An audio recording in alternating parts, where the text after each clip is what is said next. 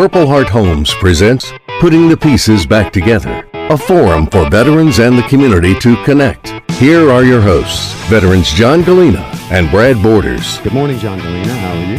I am excellent. Your voice has changed. I know, right? Yeah, it's like I matured. And with that, Devin got fired. Yeah. So, No. I'll be seeking employment next week. That's right. That's right. Well, you can find his resume on Indeed. Last time I was on, you said I could have all the roles. So That's right. That's right. Well, What, we've are got you someone promising our jobs when we're Oh, gone? absolutely. What are you doing? Absolutely. Oh yes. my gosh. Well, welcome to Putting the Pieces Back Together, presented by Purple Heart Homes. Purple Heart Homes is a 501c3 based right here out of States Vegas, North Carolina. That name is trademarked by another company, but I said it really? anyhow. Oh, Yes. I did not know that. Statesville, North Carolina. We help solve veterans' housing issues through safety and accessibility renovations, and we actually manufacture tiny homes too, I know. which is pretty awesome. They do not let me operate the power tools. They do not. Yes. They do not. It is written in our insurance Shocking. policy and our liability waiver that Devin cannot pull the trigger on anything that has What is power. that about? Well, it's because of experience. Oh, Right. And you can find out more about us at phhusa.org. That's phhusa.org. I wanted to open today's show because today is an anniversary of some sort that maybe you did not know about. But 1 year ago today was the Doritos incident. Oh my God! No, I know about the incident, but I didn't know. 1 it year was- ago today, I was at one of our local convenience stores after work, and a young man could not afford all the food that he wanted.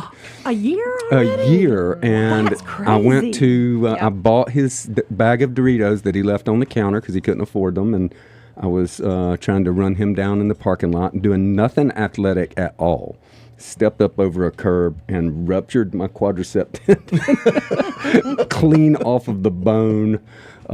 It was a horrifying incident. And so, had my major surgery on July 1st, and then the recovery process began. And so last night I celebrated 1 year of recovery by doing 240 weighted sandbag squats, courtesy of my friend Joe Baker and the Joe Baker workout of the day. Not by eating an entire bag. No, of, I did not. of I was Ranch eating Doritos while I was doing squats. Oh, okay. Did you 200. TikTok that? You should have I had should that have. online. I should Man, have tickety tock. missed an opportunity. I know. I should have. So, but it is very good to be recovered for a year, and so I'm celebrating. And the word of the day is perseverance. Absolutely. Because with an injury like that, when you're in your late 50s, could be something that changes your life forever, and you don't get to do the stuff that you love to do. But through some awesome folks at Benchmark Physical Therapy, the official physical therapist of Putting the Pieces Back Together. They actually are.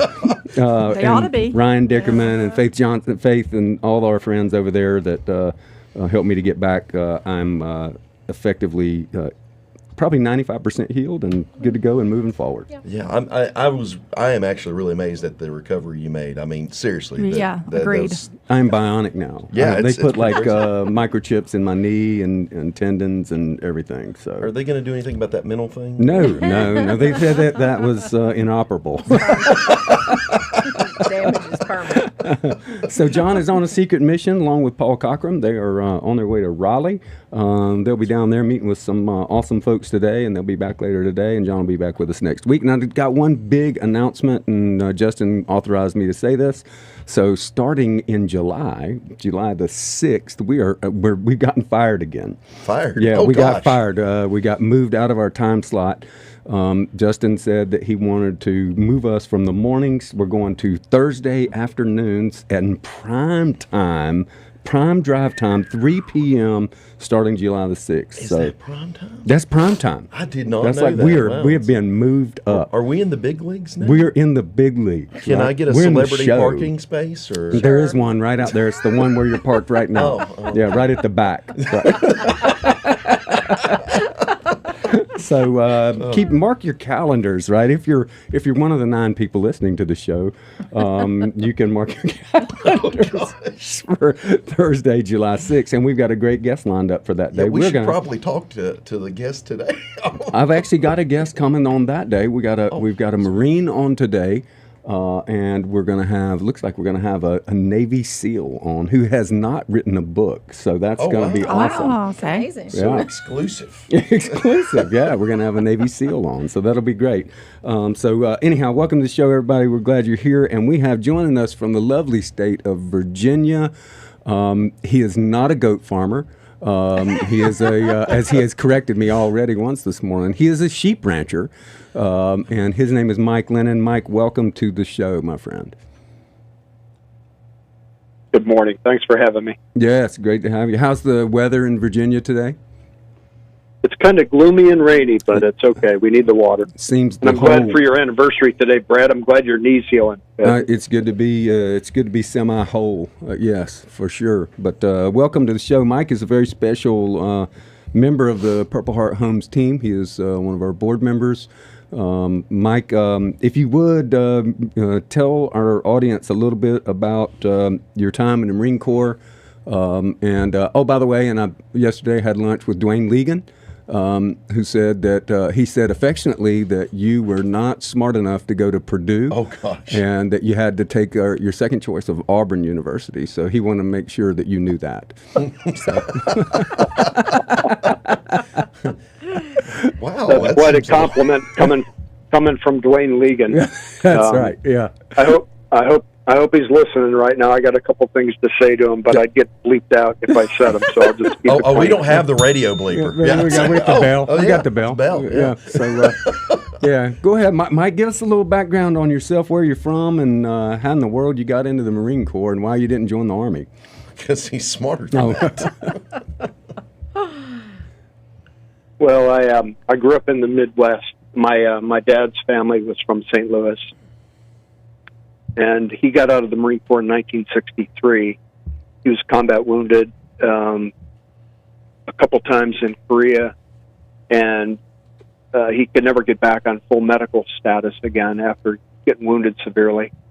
So he fought the medical status thing until 1963. The Marine Corps finally said, you can't get back to 100%. You have a Dorito bag injury, and they were doing a downsizing, so they said, "Here's your discharge papers." So he moved back to St. Louis, turned into an airplane sales guy. He worked at Spirit of St. Louis airplane or airport, selling Beechcraft aircraft for a while, and he had the comfort of having family around that area. My family had been in the St. Louis area for a long time. And then, interesting thing, living in St. Louis back then, a lot of Marines that were moving back and forth from East Coast to West Coast would stop by and visit my dad. So I had all these Marines that would come by and spend the night with us and then hop back on the train and proceed either east or west, depending on where they were going. I didn't know until later in life that a lot of them were really famous Marines. So I get to listen to them talk to my dad and just see the bond of service and the way that they loved each other and talked to each other. So I just wanted to be one of those guys when I grew up. So we moved around the Midwest a bit when I was a kid, settled in the west suburbs of Chicago. When I got out of high school, I enlisted in the summer of 1978. I wanted to be an infantryman, so I went to infantry training school after boot camp at Camp Pendleton, California. I spent 20 years on active duty in the Marine Corps, and I retired in 1998. I don't know if there's some things about my experiences. Is there something specific you want to talk about? Well, I thought it would really be interesting because you enlisted, and then lo and behold, at some point you went to the dark side and became an officer. So how did all that? I think that involved Dwayne Legan at some level. So I'd love to know about that story. Yeah, so Dwayne and I we met. So it's kind of a theme that runs through my family, I think, because of my dad. So my dad was an orphan My dad's mom died when he was 4 years old, and my dad's dad died when he was 13. So he was pretty much raised by an older sister of his named Dorothy and an uncle named Joe Lennon. Joe Lennon was a World War I veteran of the American Expeditionary Force, AEF, and he was an ambulance driver, and he received a Purple Heart. And he was kind of a legend in my family, but he died at kind of a young age, too, old enough to allow my aunt and my dad and another sister to live with them. But it was my dad's oldest sister that signed him into the Marine Corps in 1944. And he was a young guy. I think he was 16 years old when he signed up. So he never finished his sophomore year of high school. He just wanted to go fight World War II and serve his country. So his Uncle Joe, as a veteran of World War I, had taken advantage of the then version of the GI Bill. When he came home from World War I, he went to law school in Missouri, became a prominent attorney, and he ended up as an assistant attorney general in the state of Missouri. And then he ran the intercoastal waterways system for the United States of America. The point that I'm trying to make is that my Uncle Joe imparted on my dad the importance of education and learning and reading. So despite my dad never getting a college degree or even finishing his sophomore year of high school, my dad would always have a book with him. So wherever my dad was, my dad would have a book, and he'd be reading about something. And sometimes the topics were kind of eclectic. You'd be looking at him going, why are you reading about that? But my dad could talk about a lot of different subjects, and he was just a smart man. And he had a lot of sense. But when I was growing up, he emphasized the importance of education. So when I enlisted in the Marine Corps, he kind of looked at me and said, if you're going to go in like this, Mike, you got to try to find a way to get them to help you get an education. So I did well as a young enlisted guy. I did a tour overseas during the Iranian hostage crisis with the unit deployment program. I was in 2nd Battalion, 9th Marines as a sergeant. I came back. I did the beginning of a tour as a drill instructor at Parris Island. I submitted a package for a commissioning program. I got accepted into that. I got sent on the same program as Dwayne Legan. And Dwayne and I had a mutual friend, and by virtue of the alphabet, we bunked near each other, so we hung out together. And so Dwayne and I would work out together a lot, run together. It was the three amigos is what we called it, our three friends, Dwayne Legan, me, and a guy named Jimmy Lopez. And Jimmy was a veteran of the Iranian hostage situation, 444 days in the American embassy in Tehran. And the three of us would just go run and hang out and raise hell. That's amazing. That's an amazing story. We got about a minute to break, Mike, and I want to kind of pause right there because I do want to hear about your experience and what it was like, coming from the enlisted side to then, becoming a leader as an officer. And then, we'll talk a little bit about your transition, how you got involved with Purple Heart Homes here after the break. And when we come back from the break, Karen is here today, and the Metal Queen. And so if you're not watching on Facebook, you can see that Karen and Devin and I, we all wore the same T-shirt today. We all got the mental memo. We did not plan this. No, it just we are happened. So we wore reviving. We all wore our Take That Hill T-shirts this year, which is for today, and that's an event that's coming up in October. So we'll talk more about that later. So, but we're really glad you're listening to us here on Putting the Pieces Back Together. We're here with Mike Lennon. We'll be back in 3 minutes after a word from our awesome sponsors. So thanks so much.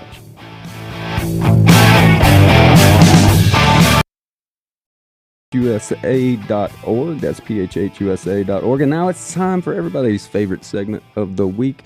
It is the Project of the Week with Karen Fisher, one of our project managers. She's affectionately known as the Metal Queen because she's been to see every single metal band in America. Every one of them. She goes to every concert. Are you entirely certain of that? I'm entirely certain. She's got all the T-shirts. I'm still working on it. I do have a lot of T-shirts. What's the next concert you're going to? Is it Disturbed. Disturbed. Yeah. Yes, Same I'm so disturbed thing. knowing that. Yeah. Right? Yeah. Yeah. That's I'm awesome. excited. When is that? End of July. End of July. Yeah. Okay. I want pictures.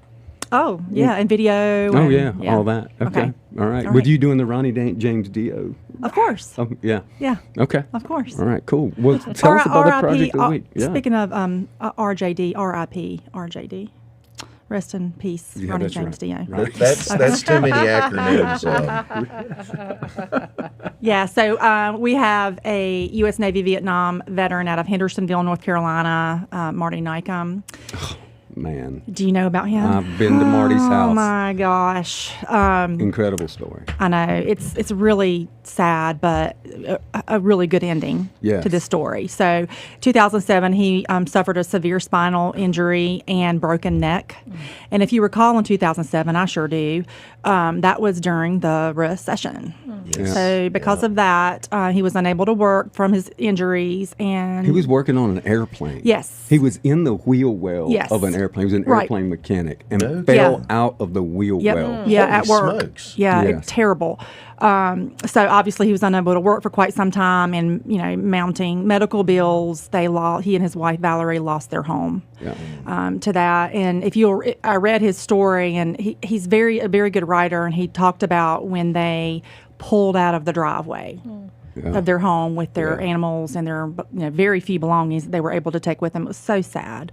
So from there, they persevered, but a friend of theirs was able to give them a camper to live in for a couple of years on his property, but that didn't last but about 2 years. So from there, they went to a tent. Yes, Wow. he went to a surplus store and bought a GP medium tent. Him and his wife were living in. Been Yep. living in that since I Since- met them in about 2019. Just living in a GP medium tent. They had living In I Hendersonville. think it was they've been living in it since 2015. Yeah, since have known Yeah. them, they've been living in that. Yeah. And he is a genius. Yeah. Figured out a way to get water out of the ground Yeah. through hydrostatic pressure. Yeah, and built a yeah. platform so they didn't have to be Yeah. on the ground. Yeah. Yeah. So but they started saving money. So they saved and they saved and they saved, and then they were able to begin building their own home on some property that they were able to purchase. But building your own homes with your bare hands with your spouse is no easy undertaking. And you're in your Absolutely 70s. Yes. Yes. And I've seen some pictures of what they've done so far, and it is absolutely amazing what they've been able to do. But they've run out of steam a little bit, and they just said, we really need help. So enter Purple Heart Homes and Home Depot Foundation. Now, Mr. Nycom was able to draw it in, so he was able to get the roof on. He was able to get some doors and some windows, but again, they needed additional help. So Purple Heart Homes, with the help of Home Depot Foundation, is going to furnish them their HVAC, their plumbing, their well, their insulation, their drywall, and their paint. They're going to get them all finished up. Wow, It's that's gonna- amazing. Yeah, it's Yeah. gonna be incredible. And then hopefully there'll be a big party. yeah. Well, I hope so because it's actually in Batcave, North Carolina. Yeah. I know where Batcave is. I was born in East Flat Rock. No kidding. Yeah. In the cave No, actually well, has technically- bats in it. Technically, I think it was Fletcher Sanatorium. Oh, is that Well, bats are But I don't like to say that because people are like, "Oh, he's born in a sanatorium." Oh my gosh! a sanatorium or a sanitarium? Sanitarium. I don't There's know. a difference. Yeah, or a terrarium. Were you born in a terrarium? You know, as I've said many times, I'm not too bright. And bat cave bats are very good for the environment. They So are we very want to good. make sure that we take care of them. They may not be attractive, but they're very good. They are. Yeah. Thanks, Yeah. Karen. Yeah, That's you're awesome. welcome. Yeah, and for those if you want to find out more about Marty, I think we got Marty's story on our website, I believe. Yep. I think, Yep. and it's going to go out on our newsletter as well. That's right. So, yes. you can find out more about Marty, and we'll be celebrating when him and his wife move into that house. Yeah. That'll be fantastic. Wonderful. So Thanks thank you, Karen. That was awesome. My pleasure. Well, listen, hey, we're back here with putting pieces back together with our guest, Mike Lennon, Marine Corps veteran, and went from being enlisted to an officer. And so we've been hearing more about that story. He's been giving us some history about his family and how the military service had just been something that was so impactful to him. And Mike, we'll let you pick up where you left off, and thanks for being here this morning. Hey, thanks. I'm glad I keep checking my phone to make sure I'm on mute because you guys have me dying laughing here. So thank you for that. Great. Well, we can't afford a laugh track. You need That's to just right. do that. It's I'd be like, So let me pick that up with my favorite Dwayne Legan story. And like I said, I hope I keep looking at my phone to see if he's going to text me because the program that I went through to get commissioned was called MESA. The Marine Corps has a couple commissioning programs for enlisted folks. And the one I went through with Dwayne, what they do is they take reserve officers that are normally educators, and they send them to a place to bring together all the people that got selected for the program. And the people that got selected for this program were typically sergeants, a few E4s, corporals, a couple of staff sergeants, folks that have been in the Marine Corps 5, 6, 7 years. So they're going to get commissioned and have enough time to serve as commissioned officers for a while. But basically, they know the Marine Corps. They've been in for a while. It's not like they're brand new out of boot camp. There are other programs for those kind of folks. So anyway, so it was me, Dwayne, and Jimmy Lopez used to go run together because we were all kind of same attitude about running, same... You hated it? Well, put it this way, I would have paid for a bag of Doritos for somebody, but I would have walked it out to the car.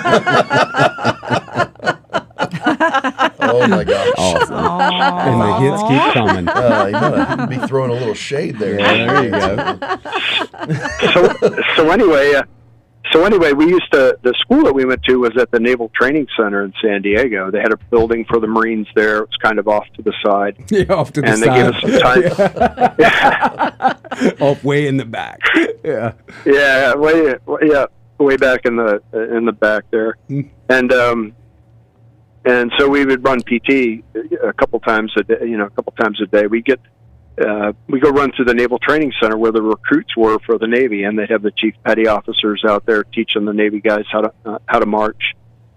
Well, the funny thing was when they would go near the chow hall, the seagulls and the pigeons would form up in their own little formations around the sailors.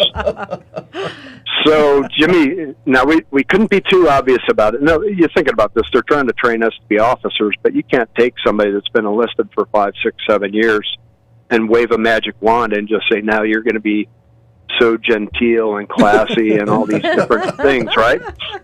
So Jimmy and Dwayne and I would look at these flocks of pigeons and seagulls and say, if we run just close enough to those and at the right angle, they're going to take off and fly right over the top of all these Navy recruits. Oh, no. And we all know what... Oh, no. Yeah. So there's a visual for you, right? Yeah. Oh, my gosh. So we did that a number of times, and one time we did it, and this one pigeon was in front of us, and it zigged when we zagged, and one of us stomped at it to get it to fly, and it did not take off. Ooh. And so Jimmy stomped on it, not intentionally, and Dwayne, without missing a stride, kicked it, and it went down the drain into the sewage system. Oh, gosh. Miss Tammy's so we had all these. So not only did you murder the pigeon, but you buried the body. Yeah, that's right. Well played. And I was the third guy in the row, and I just kind of glanced over at all these Navy recruits with the best, war face Marine look I could get on my face. And they were all just in shock. They were like, "Oh my God, I can't believe the Marines did that to that poor pigeon." So that's one of my. There's some guy. That's one of my favorite. Yeah, there's some guy telling that story somewhere over a cup of coffee. I remember when I was in San Diego, and these daggone Marines, man, they were bird murderers. They're ruthless. Yeah. It might be the seal you're going to have on next week. You never know. That's right. Oh, God. That's exactly right. So, gosh. Hey, Mike, Anyway. yeah, thanks, brother. And great. so you went on to become an officer. What rank did you retire at? I retired as a major. Okay. Oh, well done. Well played, sir. That's good. Wow. That's near and dear to my heart because I'm retired. So you didn't get that. All right. No, so, I you didn't. didn't. I'm sorry. I got it. Yeah, you got to be quick here. Got to be quick. Yeah. All right. Yeah. So, Mike, when after you got out, and tell us about how in the world did you get connected with Purple Heart Homes? So what's that story? What's the backstory on that? Well, I was supporting another veteran serving nonprofit called the Fisher House Foundation through a charity golf tournament that they run. And I got connected to them through another guy that I knew from the Marine Corps, a guy named Derek Donovan. And so Derek and I were battle buddies supporting the Fisher House Golf Classic.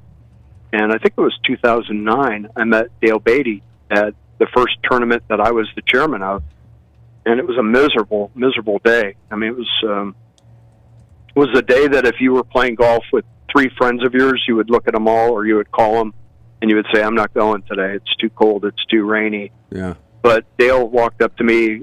We had 300 and something people at the golf course when I pulled up into the parking lot, and Dale Beatty walked up to me and said, "It's so cold I can't feel my feet." Yeah. And he looked down and I looked down and saw his titanium feet, and I was like, "Oh God, I love your sense of humor." Yeah. You are definitely a pigeon stomper. If I ever met a pigeon stomper, you are it.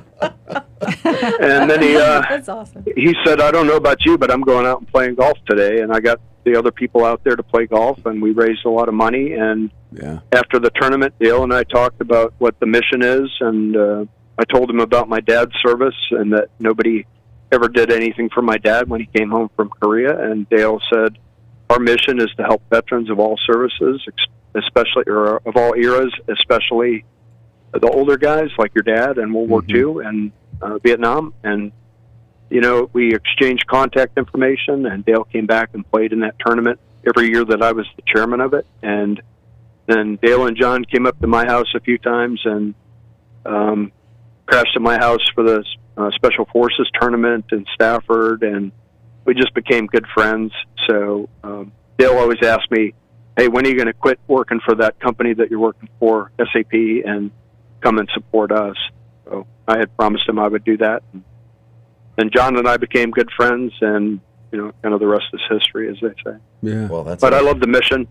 I love the mission of Purple Heart Homes. I love the people there. I'm trying to help establish a presence in Central Virginia right now. I live in Rockbridge County, which is where Lexington and VMI and Washington and Lee, and we're near Lynchburg, Virginia, so we're starting to develop some presence here and get some applications from this area. So it's kind of off to a decent start right now. That's what we're trying to do. That's awesome. When did you?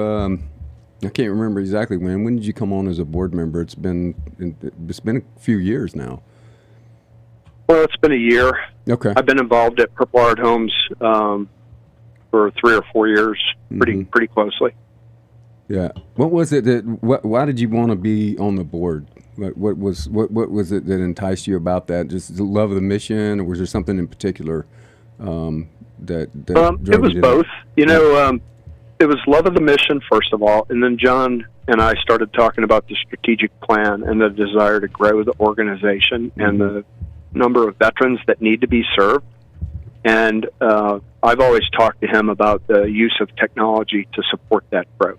Yeah. So he finally said, "Why don't you join the board, and I'll put you in charge of information technology task force, and you can help us plan that use of IT to make sure that we can grow and have the information and the business processes needed to grow the organization." So that's my specific area of focus on the board. Is I run an IT task force to make sure that we're making good decisions in the right sequence and that they're affordable, so that we can spend our money on projects, not IT. I am really glad that you're doing that, because my first day at Purple Heart Homes, I walked in the office and someone handed me a stack of paper files that was about 2 feet high, and here's what this is how we've grown. This is where we've grown from. It was, "Hey, take a look at these and get started on them." Oh my! That was what it was. That was what it was, and it was just a stack of files. I had no idea what I was looking at. Now, when we have new employees come in, we have employee orientation. In fact, I want to shout out to my team. We have Dawn Clark, who I grew up with here in Statesville. She's now working with me. And she grew up with you and still came and worked. Yes, she did. Yes, that she is did. amazing. God bless you, Joel. She did, in spite of all that. And then Joel Dalton, who has been a guest on this show, just started this last week. Was his first week, and so. When they come in, everybody gets, they've got all their IT solutions, computer. Everything is already programmed. They've got their email address, and they are off and running day one. And that's due in large part to what our IT task force has done to set all that stuff. And Cheryl Campbell, our IT she's doing director, an who She's the amazing bomb. job there. she is, man, this has been really incredible. Although with the amount of email that we get these days, I do long for the interoffice envelope where you put your name on it and you string. And I do. I can't help it. I'm so overwhelmed with emails sometimes. Yeah. I understand. I think I've got like 400 unread emails at the moment. Right? Absolutely. Well, we got about a minute to break, and when we come back, we're gonna talk to Mike about the initiatives that he's interested in at Purple Heart Homes, and maybe some of the future things and what he hopes for. We'll talk about some of the events that we've got coming up and ways that folks can get involved with that. And so, Mike, really glad to have you here. It's just great to have you on the board and being a part of what we're doing. And then not only that, just being a really good friend to all of us, and we're really, really, really thankful for that. And so we're going to hear from a few of our awesome sponsors that keep this show on the air so that we don't get fired. Oh, yeah, and, that's important. so that'll be good, and we'll see you back here in about 3 minutes. And thank you again for listening to Putting the Pieces Back Together, presented by Purple Heart Homes.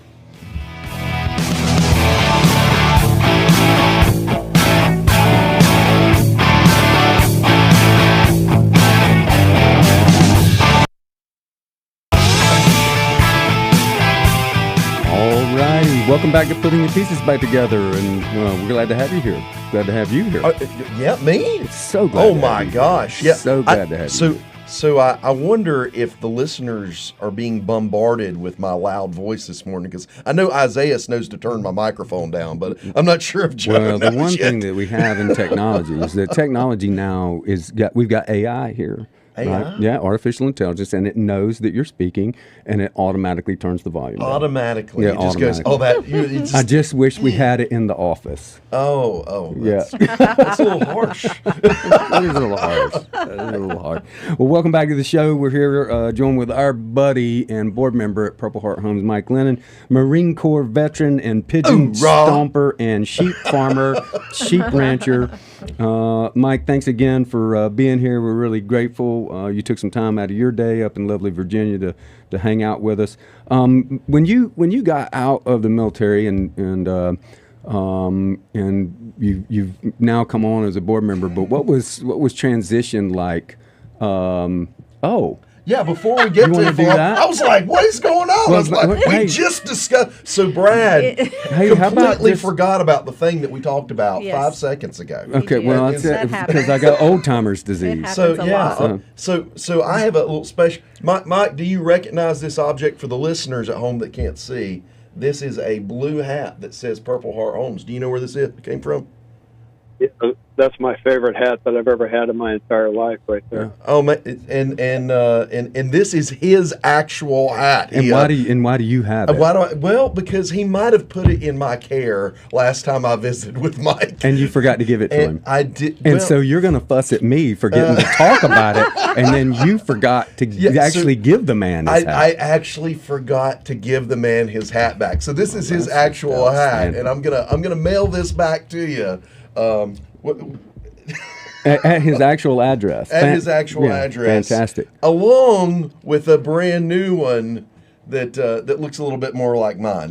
So That's you awesome, You Mike. get an upgrade. Get 2 hats. 2 hats for the price of one. Yeah, it's a 2-hat show. So, Yeah, and yeah. we'll also get you a Putting the Pieces Back Together T-shirt coming your way. So thanks, brother. We appreciate you being here. So, hey, tell us a little bit about is there a particular veteran that Purple Heart Homes has helped, a story that has stuck out in your mind over the years that was meaningful to you? Oh, that's impossible. It really is. I mean, the tiny home up on the mountain. Yeah. Where the guy was living in a garden shed. Yeah. Oh. Yeah. Mr. Bill. Bill Rocat. Yeah. Yeah. Yeah, Mr. Bill. And he's living comfortably in the rain today, and he's dry and warm, and that's He fantastic. is, and he's got an operating washer and dryer, which He does. Yeah. that was fun. something that was so exciting for him. Yeah, and then having a sink, right? Oh yes. Yeah, he said, I've got a sink. Oh my and gosh. He never had dishes. He didn't. Oh. He didn't have dishes for 20 years. He didn't have any dishes because he didn't have a sink to wash his dishes. Can in. you imagine being thankful for having dishes? Yes, I saw it. That's amazing. I mean, I that's watched it happen. Wow. So yeah, I've Things eaten we take tuna. for out of granted. My observation about the best veteran serving nonprofit organizations are they have very simple value statements or mottos or slogans, whatever you want to call it. So ours is every veteran deserves a safe place to call home. Yeah.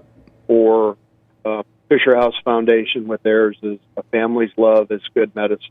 Yeah. Yeah. Oh, wow. Yeah. If you can say it in one sentence, and Yeah. Mike Lennon can remember it. Yeah. I can't remember my hat, but I can remember those two things. Evidently, Devin can't remember your hat either, or Yeah. neither can I. Or neither Yeah, can. that's right. Everyone forgets Mike's hat. Yeah, for sure, for sure. Looking ahead, as we think about what are your hopes for the growth of Purple Heart Homes? What do you hope to see? Let's say 5-10 years down the road. What would you like to see Purple Heart Homes accomplishing?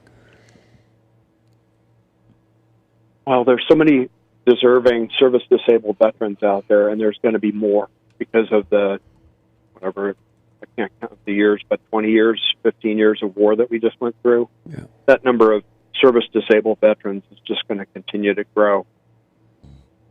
Therefore, our ability to serve them in a timely manner has to grow.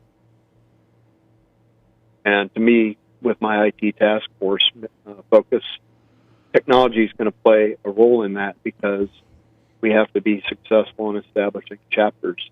Yes. So when somebody establishes a chapter, they should just feel like they're logging into something. They now have this conduit to the headquarters, and the headquarters has a conduit back to them. And they can, hey, I've got a veteran in my community that needs support. I'm going to help them through the application process.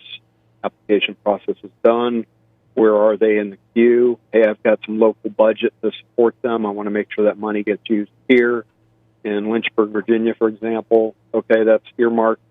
We know where it is. It's auditable. I can report that to anybody that asks.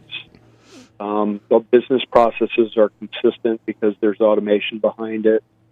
So when somebody is committed to establishing a chapter, it should be very easy.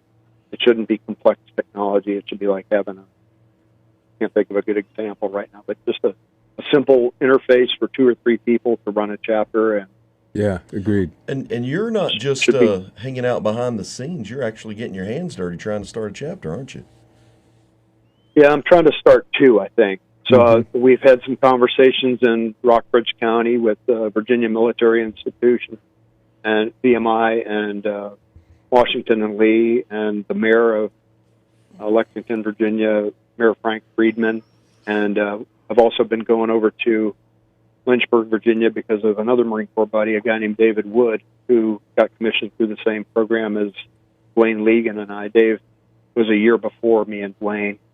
And Dave introduced me to the Lynchburg Area Veterans Council, which is a really interesting thing. In Lynchburg, Virginia, this Veterans Council, what they do is they bring together 7 or 8 of the veterans organizations that everybody, the VFW, the Disabled American Veterans, Combat Motorcyclist Association.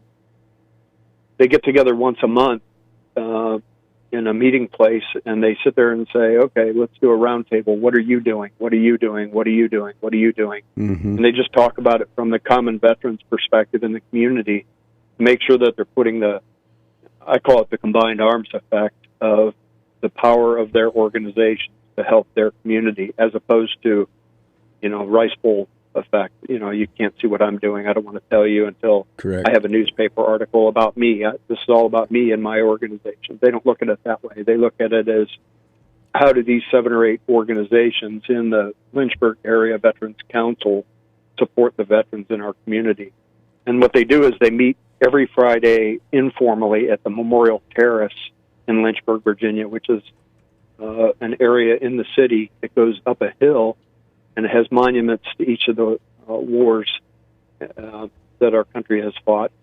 And they meet down at the bottom, and they park all their motorcycles, put up signs and flags and a PA system, and A guy named Steve Bozeman is the master of ceremonies. He's somebody that you guys should get on your radio show. Oh yeah, He would be really great. guy. He was, he was shot down twice in Vietnam as an air crewman in the Marine Corps. I know you're going to, Brad. I know you're going to have a little bit of time between me and another Marine, but that's okay. Yeah, it's a rule. It's part of He's our re- standard operating procedure. Yeah, every a Marine at least every other 3 weeks. Every other 3 weeks. Yeah, Is no. that how Yeah. But to me, they're just a model. They're just a model for how every community in the country should use the combined forces of veteran organizations Well, I would to say serve this. the community and the country.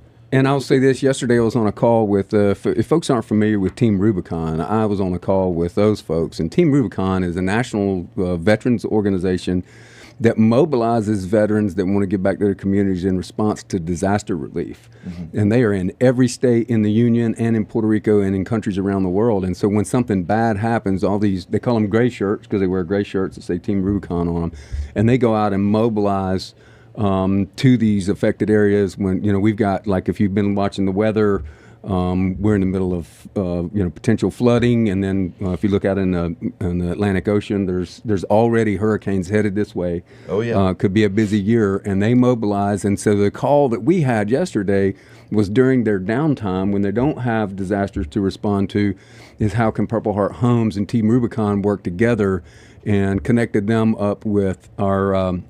With Matt Stevenson, so our program services director, and then with Liana, our volunteer coordinator, and then they're going to get plugged in some of our events that we're doing. And so one of the things that I believe in, what you said, Mike, is groups that are doing different things, collaborating together for one unified mission, and that is and from our perspective, ensuring that every veteran has a safe place to call home.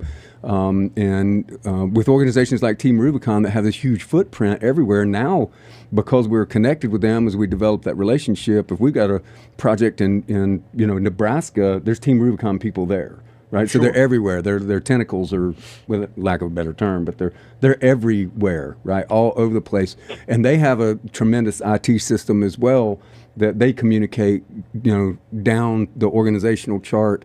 And it's structured much like the military. Yeah, their ability to disseminate that information. Oh, it is so quickly. man! It It's is just, super fast. Yeah, It's super fast. So, Brett, can I tag in on that? yeah, go ahead. yeah, absolutely. So you asked me about my transition out of the military, and I'll tell you about my transition out of the technology industry that I worked in for 22 years also. So I worked for 2 big tech companies, 3 actually, but because of my 12 years at SAP, I worked on their international defense and security industry team. So I represented the American team to anybody that SAP does business with globally. Got it, Devin. Thank you. So I have friends in Australia and New Zealand and Germany and the UK, et cetera, and they're following me because my LinkedIn profile and Instagram posts about Purple Heart Homes. Mm-hmm. So something that I put in my preparation, we're getting ready for the in-person board meeting in August, I think. Yep. We got sent a survey, give us your ideas so we can assemble that information. I've had a couple people ask me, hey, could you coach us through how you became Purple Heart Homes? We have veterans in our country that need things like you guys do. Wow. Could you do it here? Could you teach us how to do it here? So the thing I talked to John about a couple times is, what about Ukraine? You have all these people fighting for freedom in Ukraine. What if we set up a chapter in Ukraine or taught somebody how to establish Purple Heart Homes in Ukraine? Wow. But when you talk about some New home Zealand repair that needs to go on, wow, Lord have mercy. That'd be pretty tremendous. Lord have mercy. Yeah. What a brutal affair that recovery is going to be going forward. Once this thing comes to hopefully a soon end. So that's really interesting. Okay. Well, for those that don't know, we just finished our 3rd project in Puerto Rico. I believe so. Yeah, 3, I think we finished 3 projects in Puerto Rico because that's the first. Those are the first projects kind of off the. Well, we've done some in Hawaii, but Those people are so grateful. Have we done one in Hawaii? we have. We've done a couple projects in Hawaii, and we've done projects in Alaska as well. Yeah. So, man, I think the natural growth would be, out if we can work out how to do all that. So it would be great. Wouldn't it be cool to take the idea of serving those who have served your country into other countries, so that they could that would be amazing. That culture of taking care of those who have served, ensuring every veteran in every place in the world that they have a safe place to call home, whether it's Botswana or Bakersfield, North Carolina. Do you like how I used both B words? Yeah, I don't even think I can say the first one. Botswana Yeah. and Bakersfield. So, Yeah, I'm not going to attempt that. Careful with that big word. Well, Mike, we've got we just got a few minutes left in the show. We've got a couple of events coming up, and you're coming to one of them. What is that event that you're coming to?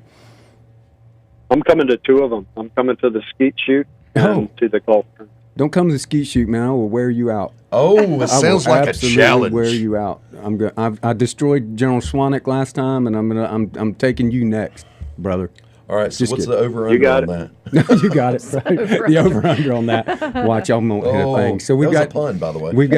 we've got these two amazing events. We've got our skeet shoot that's happening September 13th at beautiful Hyatt Farms down in Polkton, North Carolina. Polkton? I ain't even ever heard of That's that. a place named Wow. after James K. Polk. September 13th, you can check that out. We've got our golf tournament coming up October 26th at Rocky River Country Club in Charlotte, right out by the Speedway. Oh, man, that sounds like It's a that's good going to place, be a lot man. of fun. And then, of course, we've got Take That Hill coming up October the 7th, right here in lovely States Vegas. It'll be held at Southern Distilling Company as our host for the day. That's sponsored by Wayne Brothers Construction Company out of Davidson, North Carolina, and the Velo Collective, which is a group of cyclists that love to support charity events, and we're really excited to have them on board. The fall is busy for It Purple is Heart. straight busy. And Mike, we're super glad that you're coming. And hey, we'll give you the last word. We got about a minute left. Anything else you want to share with our listeners?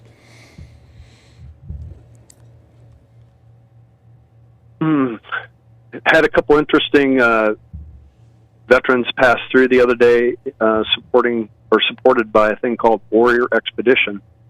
A Marine named Sean Gobin runs that organization, and I happen to live 3 miles from the Appalachian Trail. Okay. So that was pretty cool. That is so. very If you see any hashtags from Warrior Expedition referencing Purple Heart Homes, they said that they would do that for us. That's So awesome. if you see any branding coming out of that, Nice. yeah, it's a Well, pretty look- neat organization. Thanks, brother. Well, we appreciate you being on the show. That's all the Yep. time we've got today. Thanks for listening to Putting the Pieces man, Back went so Together. fast. Presented by Purple Heart Homes. We'll see you next week with an awesome guest. Maybe Devin's not going to be here. What? Oh, no, just kidding. man. All right. Oh, jeez. Hey, y'all have a great Too many Tuesday. Marines. We'll see you next week.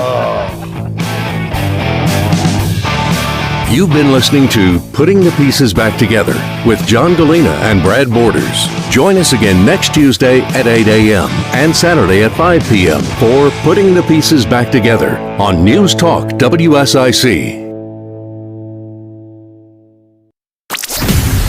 News Talk W. You want your phone? You can give me your phone so you can take Yeah. Oh, he already hung up.